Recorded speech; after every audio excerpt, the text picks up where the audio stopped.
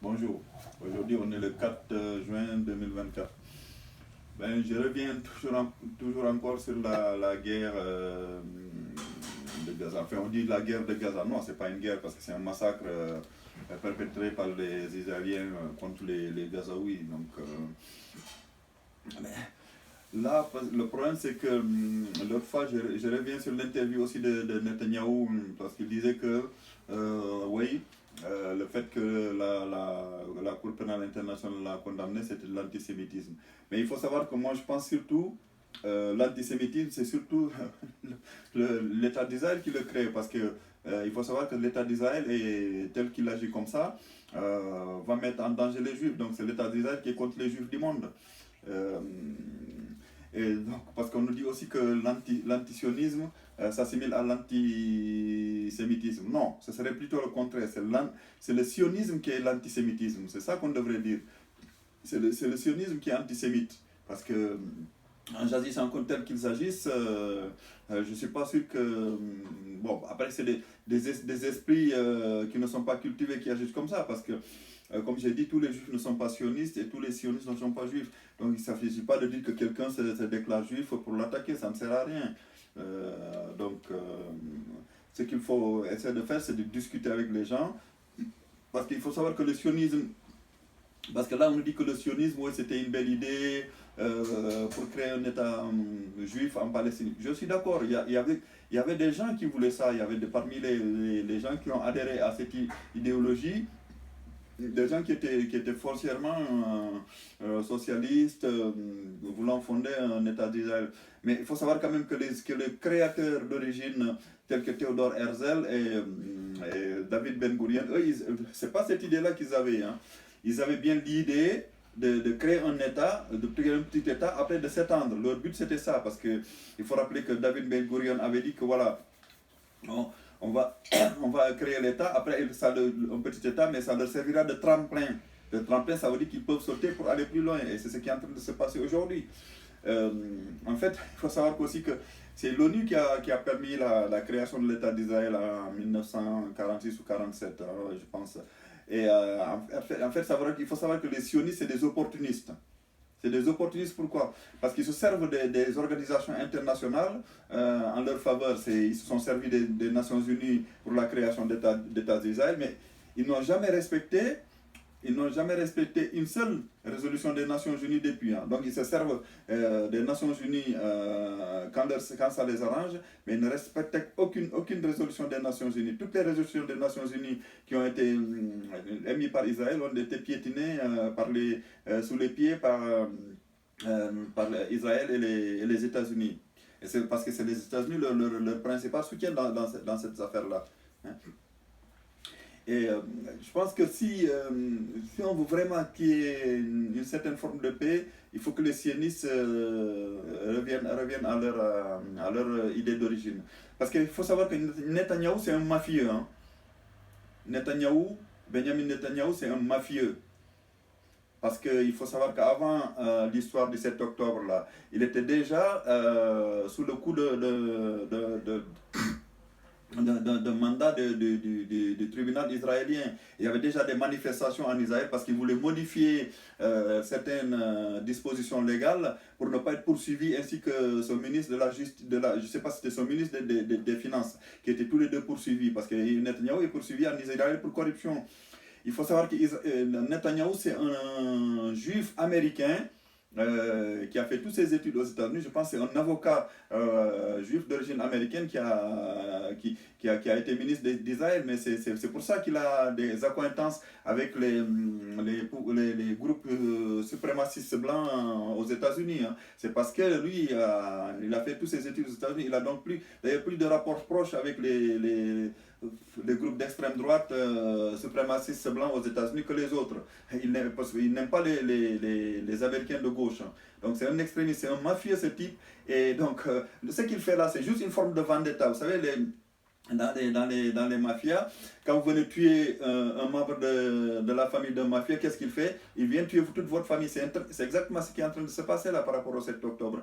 Les résistants du Hamas ont tué, les combattants ou résistants du Hamas ont tué 1200 Israéliens. Je ne dis pas que c'est bien. Non, c'était certainement une barbarie. Mais ils ont quand même, parmi les gens qui sont morts, il y avait quand même 400 soldats et à peu près, on va dire, 800 civils. Et parmi tous ces gens-là, tout n'est pas juif. Hein. On nous dit que c'est un pogrom antisémite. Non, c'est pas un pogrom antisémite parce que parmi les morts, il y avait certainement des Arabes israéliens, des travailleurs, des gens qui venaient d'ailleurs, qui n'étaient pas forcément juifs. Il ne faut pas non plus tout mettre dans l'antisémitisme. C'est pour ça que l'antisémitisme est en train de monter, parce que, comme je le rappelle toujours, les sionistes en France que je vois souvent, qui sont sur les chaînes de télé, tels que Raphaël Antoven, Bernard-Henri Lévy, Alain Finkielkraut, qui sont des gens très cultivés, hein, qui connaissent très très bien le judaïsme, parce que le judaïsme n'a rien à voir avec le sionisme. Hein. Le judaïsme n'a absolument rien à voir avec le sionisme. Et ces gens-là, ils sont assez cultivés, mais le problème, c'est qu'ils mettent leur culture sur leurs pieds. Bon, après, des gens comme Meir Habib ou Madame Yael Bonol-Bron-Pivet, je ne suis pas sûr qu'ils soient aussi cultivés que ça. Mais bon, eux, c'est des sionistes extrémistes. Hein, donc, surtout notamment Meir Habib. Il faut savoir que Meir Habib, c'était un ancien du Bétar. Hein, et lui, c'est un juif suprémaciste, extrémiste et sioniste extrémiste. Hein, donc, ce sont ces gens-là qui mettent en danger les juifs innocents, parce qu'il y a des juifs qui sont carrément antisionistes. Mais ceux-là, on ne les montre pas souvent, malheureusement, parce qu'ils sont critiqués par les sionistes, ils sont traités de traîtres ou de haine de soi, parce que quand vous êtes juif et que vous êtes antisioniste, on vous dit que voilà, vous êtes un traître à la cause juive, ou que vous êtes, vous ne vous aimez pas vous-même, donc vous avez la haine de vous. Vous voyez, on en revient à une inversion des valeurs. Et tous les juifs ne peuvent pas avoir les choses de la même façon, ne peuvent pas avoir les mêmes idées. Parce qu'ils appellent dans la Bible, en partant de Moïse et Aaron, en passant par Jacob, David et Salomon, il y a 12 tribus d'Israël. Hein. Il y a 12 tribus d'Israël. Donc ils ne peuvent pas tous avoir les mêmes idées. Et parmi les juifs, il y a des juifs séfarades qui viennent des pays arabes, je le rappelle encore, les juifs Falacha qui viennent d'Éthiopie, qui sont des juifs noirs, des juifs Sabra, c'est-à-dire les juifs qui ont toujours vécu en Palestine, et les juifs berbères, maghrébins qui sont venus des pays du Maghreb, donc Égypte, Tunisie, Algérie, Maroc. Ainsi que les juifs séfarades, donc comment ça s'appelle là, les juifs askénazes. Les juifs askénazes, ce sont les juifs qui sont venus d'Europe. Hein. Donc tous ces gens-là ne peuvent pas avoir les mêmes idées. Et quand on nous dit que l'État d'Israël c'est un État des juifs, non, ça devrait être un État israélien, de citoyens israéliens, non pas que des juifs. Hein. Et pourquoi quand un juif dit qu'il est antisioniste, on le traite d'antisémite? C'est ça que je ne comprends pas. Des gens comme Meir Habib, c'est des farouches, c'est des haineux. Hein. Actuellement, Israël, c'est un pays de haine. Parce qu'en fait, ils s'adossent, ces gens-là, les sionistes, ils s'adossent sur le génocide de la Deuxième Guerre mondiale pour faire ce qu'ils veulent. Parce qu'Israël est devenu une mauvaise conscience de l'Occident au Proche-Orient. Parce qu'il se base... s'adosse sur le génocide des Juifs pour se dire que voilà, comme nous on a été humiliés, abaissés, massacrés, ben nous on va faire pareil. On va faire pareil et personne ne pourra rien contre nous. Et notamment des pays tels que l'Allemagne qui sont carrément anesthésiés. Et je rappelle que l'Allemagne a dit apparemment que la sécurité d'Israël, c'est comme si c'était sa sécurité intérieure. Donc ils considèrent Israël comme son propre pays. Donc voilà. Il faut rappeler que ces gens-là, ils s'en foutent en fait. Donc ils se disent, comme ils ont été massacrés, et humiliés et abaissés, ils vont faire pareil. Mais ce qu'ils oublient, c'est que ces gens qu'ils massacrent en Palestine, là, mais ils n'y sont pour rien dans cette histoire. Le massacre des Juifs, ça s'est passé en Occident. C'est nulle part ailleurs dans le monde. Hein. Ce n'est pas en Amérique latine, ce n'est pas en Asie, ce n'est pas en Afrique. Hein, ni en Amérique du Nord, ça s'est passé qu'en Occident, donc en Europe, en Russie, dans les pays de l'Est, en Russie, en France, en Allemagne. Donc les Palestiniens n'y sont pour rien, absolument rien du tout. Après que les Palestiniens eu peur d'avoir plein de Juifs d'Europe venir chez eux, vous savez, c'est comme si vous avez un quartier et que d'un coup, on vous amène plein d'étrangers qui se mettent. Bah, au bout d'un moment, vous réagissez mal. C'est ce qui s'est passé. On peut dire qu'effectivement les Palestiniens ont réagi mal, mais a priori c'est normal. Parce qu'à l'époque, les Palestiniens, il y avait beaucoup de communistes, même des communistes arabes, étaient pour les Juifs qui arrivaient là-bas, qui étaient là-bas. Mais quand ils ont vu tous les Juifs d'Europe qui sont venus après le génocide arriver d'un coup, ben, là, ils ont mal réagi. Et ce qui a entraîné la rupture, en fait. Hein? Donc le fait de voir plein d'étrangers arriver chez eux, ils se sont dit non mais c'est pas possible. Et ils sont rendus, parce qu'ils savaient que de toute façon ils allaient être dépossédés de leur territoire. Ça ils le savaient dès le départ. Et d'ailleurs c'est comme j'ai dit tout à l'heure, David Ben Gurion et Theodor Herzl c'était ça leur idée. Hein? C'est de prendre un petit territoire au début et puis ensuite de s'en servir pour s'élargir. Et c'est exactement ce qui est en train de se passer parce que là, ils sont en train de raser Gaza, de transformer Gaza en cendres et voilà, pour pouvoir l'occuper un jour. Parce que, comment voulez-vous? Parce que vous vous rendez compte, mettez-vous à la place des gens qui sont à Gaza. Imaginez que vous êtes entre quatre murs, dans une prison. On vous balance une grenade d'un côté, on vous dit oui, on va vous mettre de l'autre côté. Ensuite, on vous balance la grenade de l'autre côté. Mais finalement, vous n'avez pas plus où aller. Hein? En fait, ce qu'ils veulent, c'est massacrer tous les Gazaouis, tous les Palestiniens et récupérer les territoires. Le but c'est ça. Et ensuite, de toute façon, ils massacrent l'autre côté pareil, hein, du côté de la Cisjordanie. Ils font exactement la même chose. Hein.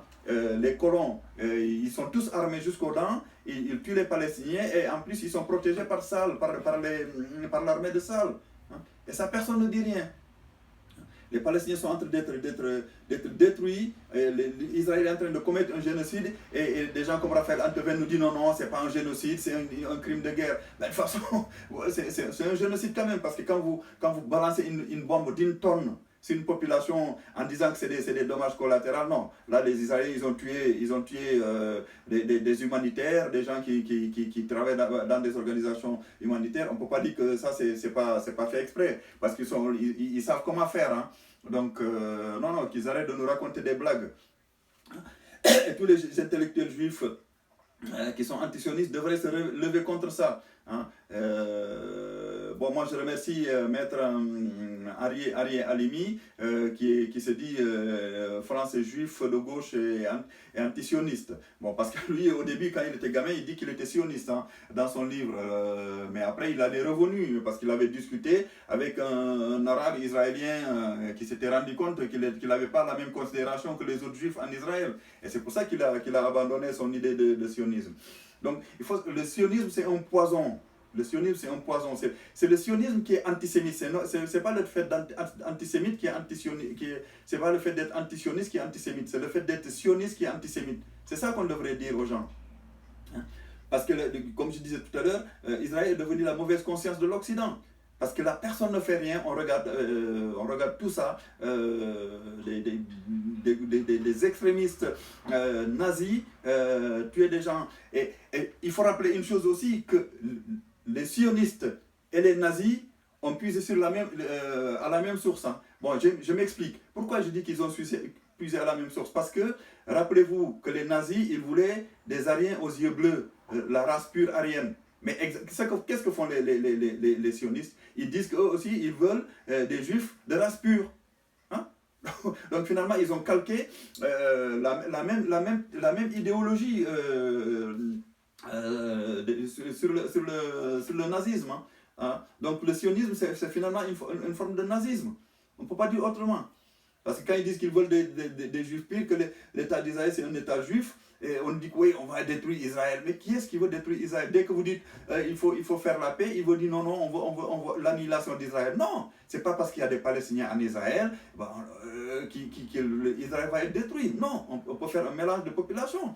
Mais pas forcément dire qu'on va détruire Israël parce qu'on veut que les Palestiniens aient un État ou qu'il y ait un État commun. Ça n'a absolument rien à voir. Mais ces gens-là, ils nous font croire que dès que vous dites que les Palestiniens doivent avoir un État, où il faut créer un État commun, que vous voulez l'annihilation d'Israël. C'est la théorie de Meir Habib. Hein. Lui, chaque fois qu'on parle d'Israël, il est en train de hurler, oui, vous êtes antisémite, vous êtes mais c'est lui l'antisémite. les sionistes extrémistes, c'est eux les antisémites. Maintenant, des gens comme Manuel Valls nous disent, oui, l'antisionisme, c'est de l'antisémitisme. Même Emmanuel Macron, c'est ce qu'il dit. Mais non, c'est le sionisme qui est l'antisémitisme. Exactement, c'est le contraire. Là, c'est l'inversion des valeurs. Parce qu'il faut voir que le judaïsme, est spirituel et culturel. Le judaïsme n'a rien à voir avec le sionisme. Hein. Le sionisme est carrément l'anti-judaïsme en réalité. Hein. Et d'ailleurs, il y a des livres qui ont été écrits dessus, hein, que le sionisme n'est pas le judaïsme. Et ce n'est pas faux. Parce que je rappelle que le judaïsme, c'est à la fois spirituel et culturel. Alors que le sionisme, c'est une idéologie. C'est une idéologie nazie et mortifère, criminelle, terroriste, colonisatrice, hein, et génocidaire. Et c'est ce qui est en train de se passer actuellement. Et tous ces intellectuels-là, tels que les Finkielkraut, qui sont assez intelligents, je ne dis pas le contraire, qui sont assez cultivés, ainsi que Bernard-Henri Lévy, Raphaël Antoven, mais ils devraient quand même se rendre compte des choses, quand même, dire les choses telles qu'elles sont. Hein, au lieu de nous raconter n'importe quoi sur les chaînes de télé.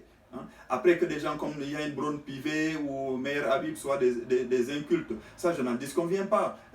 Parce que les gens comme l'autre, là, comment il s'appelle, Pierre-André Targuiev, tout ça c'est des gens cultivés, ainsi que Georges Bensoussan. Mais ils sont tellement sionistes qu'ils sont aveuglés par le sionisme. Et ils racontent n'importe quoi en disant que oui, dès qu'on critique Israël, c'est de l'antisémitisme. Mais c'est n'importe quoi. C'est n'importe quoi. Et il faut qu'ils reviennent sur terre un peu. Hein.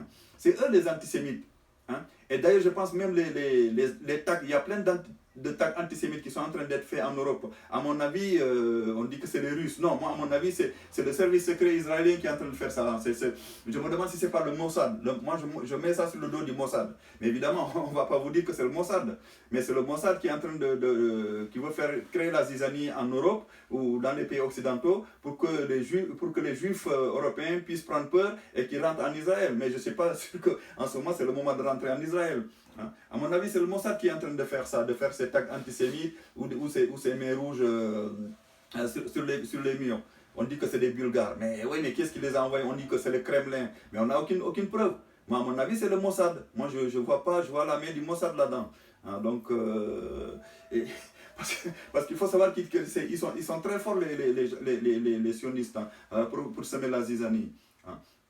Et on nous dit que oui, l'armée israélienne, c'est une armée, comme disait Koulou Lanzmann, c'est une armée propre. Non, non, il n'y a pas d'armée propre, je suis désolé. Et là, Israël est en train de faire des exécutions sommaires des prisonniers politiques qui sont dans les prisons israéliennes. Et d'ailleurs, vous savez que même l'attaque du 7 octobre, le problème c'est que le Hamas, lui, considère que les gens qu'il a enlevés, ce sont des prisonniers. Hein? Parce qu'il estime que les prisonniers que Tsahal prend dans les territoires palestiniens et qu'ils emprisonnent dans leurs prisons, mais eux aussi c'est des otages. Donc nous on considère que les gens que le Hamas a enlevés sont des otages, mais eux ils considèrent aussi que les prisonniers qui sont dans les prisons israéliennes sont des otages aussi. Vous voyez, le raisonnement est exactement le même. Hein? Parce que l'Israël, lui, avec ses militaires et ses policiers, ils enlèvent qui ils veulent, n'importe quand et n'importe où en Palestine, en Cisjordanie, à Gaza, et ils l'emprisonnent. Et là, c'est des otages. Et d'ailleurs, là, ils sont en train de les exécuter l'un après l'autre. Et c'est exactement ce que faisaient les nazis. Hein. Voilà, ils faisaient ce qu'on appelle maintenant, on est en train de faire la Nakba par balle. Hein? Vous savez, c'est comme le génocide par balle, c'est exactement la même chose. Là, les Israéliens sont en train de faire la même chose. Ils font la Nakba par balle. Hein? L'exécution des gens en les humiliant, en les torturant, en leur foutant comment s'appelle là, des courants électriques sur les parties génitales. Hein? Et l'autre fois, on nous dit oui, il y a eu des viols qui ont été commis par le Hamas et autres qui nous ont décapité des enfants. D'ailleurs, que la plupart des images étaient fausses. Hein? Ça a été démontré. Mais là, ce que font les Israéliens, est-ce que c'est mieux? Est-ce que le fait de déshabiller un adulte, de l'humilier, de lui mettre de la GSM dans les parties génitales ou de le laisser nu comme ça, est-ce que c'est pas humiliant ça? Hein? Ils devraient avoir honte, les Israéliens, de faire ça. Ils devraient avoir honte. Hein? C'est pas parce que leurs ancêtres ou leurs grands-pères ont été tués durant la Deuxième Guerre mondiale qu'ils ont le droit de faire ça. Hein. Mais malheureusement, l'Occident donne à Israël un statut exceptionnel et il lui donne une impunité exceptionnelle aussi.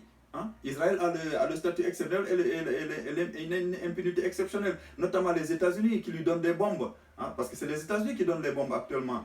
Les États-Unis, l'Allemagne, la France et la Grande-Bretagne, c'est eux qui leur donnent les missiles pour tuer les Palestiniens. Hein?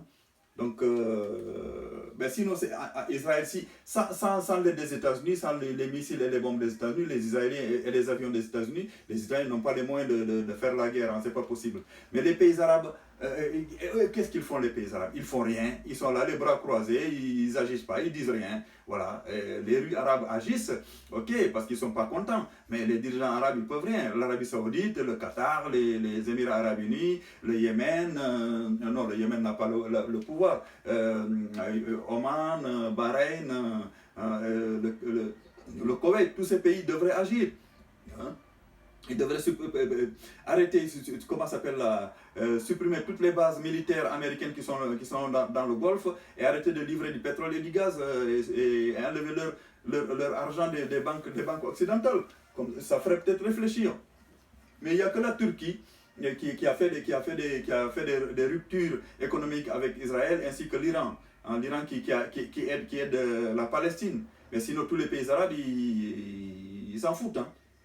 D'ailleurs, l'attaque du 7 octobre, le but c'était quoi? Le but du Hamas c'était quoi? C'était de dire que voilà, Israël n'est pas invulnérable et qu'ils ont mis la question palestinienne au centre des débats. Et que voilà, donc, ils freinaient aussi l'accord d'Abraham entre l'Arabie Saoudite et Israël. Leur but c'était ça le but du 7 octobre. Parce que de toute façon, étant donné que Gaza c'était une prison au ciel ouvert, parce que vous savez, à Gaza, il y a des gens qui naissent là, qui grandissent là, qui vivent là et qui meurent là. Ils n'ont nulle part où aller. Donc ils se sont dit que mourir pour mourir, autant tenter pour quelque chose. Ils savaient bien qu'il y allait y avoir une réaction violente, mais pas à ce point-là. Hein? L'autre fois, Netanyahu disait, oui, Israël c'est un petit état de rien du tout. Regardez, il le montrait sur la carte. Il disait à Darius Rochebin, et si vous avez des attaques terroristes qui viennent des banlieues françaises, qui vous attaquent, est-ce que vous n'irez pas les bombarder? Non, on n'ira pas les bombarder, on enverra certainement la police pour régler la situation, mais pas au niveau que fait Israël. Et en plus, il faut rappeler que Gaza, ce n'est pas une banlieue israélienne, hein, ni la Cisjordanie. Hein. Ils s'accaparent des terres des gens et ils disent qu'ils ont le droit. Mais oui, eux, ils ont le droit de tout parce que l'Occident leur a donné un statut exceptionnel et une impunité exceptionnelle. C'est aussi simple que ça. Hein? C'est aussi simple que ça. Et là, c'est l'Occident qui est responsable de tout ce qui se passe. Moi, je n'accuse... Enfin, d'un côté, j'accuse les Israéliens, mais les Israéliens, bon, après, eux, ils font ce qu'ils veulent. Si les Occidentaux veulent se faire avoir avec tout ça, il n'y a pas de souci. Hein? Mais où sont leurs idéaux de démocratie et d'égalité et de justice? Notre pays, par exemple, la liberté, égalité, fraternité, elle est où? Elle est où là-dedans? Elle est où là-dedans? Hein? Pourquoi donner à Israël ce statut exceptionnel et cette impunité exceptionnelle? N'importe quel pays qui aurait fait ça, on lui serait tombé dessus. Mais regardez par exemple le fait que la Russie fait la guerre à l'Ukraine. Qu'est-ce qu'on a fait? On a fait des sanctions exceptionnelles. On a fait l'embargo à la Russie, alors que la Russie, c'était l'un des pays qui a le plus de commerce, le plus de gros commerce avec l'Europe. Hein? Qui a le plus d'échanges commerciaux avec l'Europe dans ce coin-là, en dehors de la Chine. Mais Israël n'a aucune importance commerciale avec l'Occident. Aucun. Mais on ne veut pas faire de l'embargo, ni militaire, ni économique. Et on lui donne un statut exceptionnel et une impunité exceptionnelle. Voilà.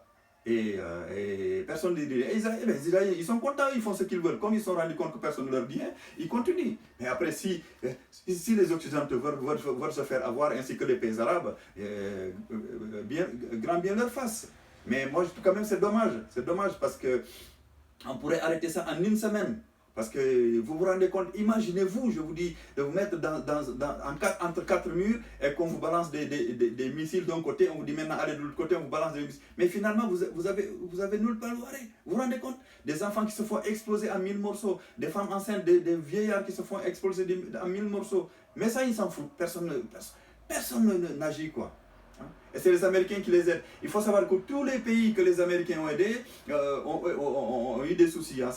On rentré dans des catastrophes. C'est le cas du Vietnam, de l'Irak, de la Libye, de la Somalie, de l'ex-Yougoslavie, de l'Afghanistan. Partout où les Américains sont passés, il y a eu des catastrophes. Et les Israéliens agissent de la même façon que les Américains. Hein. Parce que la stratégie de Netanyahu, c'est une stratégie américaine. Hein. C'est ce qu'on appelle la stratégie d'Aïa. Vous savez, c'est le fait que quand quelqu'un vous attaque, vous allez lui faire tellement mal. Par exemple, quand on vient tuer un membre de votre famille, c'est comme je disais tout à l'heure, la vendetta. Quand on attaque un membre de votre famille, vous allez massacrer tout le village du responsable de la mort pour dissuader une prochaine attaque. Hein. Les Israéliens, c'est ce qu'ils sont en train de faire. C'est-à-dire que ça s'appelle donc la doctrine d'Aïa. Il s'agit de faire plus de mal, de tuer autant de civils qu'on peut pour dissuader une prochaine attaque. C'est ce qu'ils ont appliqué il y a quelques années de ça dans un village au Liban, hein, les Israéliens. Et c'est exactement ce qu'ils sont en train de faire actuellement à Gaza, en faisant croire que c'est des dommages collatéraux. Hein, c'est des dommages collatéraux, pardon. Non, ce ne sont pas des dommages collatéraux, c'est fait exprès. Ça vient de la doctrine d'Aïa. Donc, il s'agit de faire le plus de mal possible à l'adversaire pour le dissuader de réagir de la même façon la prochaine fois. Et tous les gens qui sont assez cultivés, ils le savent. Hein. Mais bon, on fait semblant d'ignorer tout ça. Mais c'est une vengeance, c'est une forme de vengeance, ça. Ce n'est même plus une guerre, parce qu'une guerre, c'est entre deux armées. Mais là, ce n'est plus une guerre, c'est une tuerie, c'est un massacre, c'est tout ce que vous voulez. Mais ce n'est plus une guerre. Donc il faudrait que les Occidentaux se réveillent. Il ne faut pas que Israël soit leur mauvaise conscience de ce côté-là. Ce n'est pas possible. C'est pas possible. Parce que sinon, tout leur idéal est par terre. Hein. On ne peut plus, maintenant, les institutions internationales ne peuvent plus condamner un autre pays. Ce n'est pas possible. Et moi, je me demande même si la condamnation, le mandat d'arrêt international lancé par le procureur de la CPI, Karim Khan, va même aboutir, parce que les sionistes vont faire une levée de bouclier pour que Netanyahou et Israël ne soient pas condamnés. En ça, j'en suis sûr certain. Je me demande s'ils ne vont pas gagner. Bon, après, s'ils gagnent, bon, mais comme j'ai dit tout à l'heure, grand bien leur face. Hein. Si les gens acceptent ça vraiment, mais dans ce cas, n'importe quel pays peut se lever et massacrer qui il veut, on ne peut rien faire. Les institutions internationales sont par terre. Et les premiers à les piétiner, c'était les États-Unis, hein, depuis 2003 avec la destruction de l'Irak. Hein. Ça, on ne peut pas dire autre chose. Voilà, c'était tout pour aujourd'hui. Merci.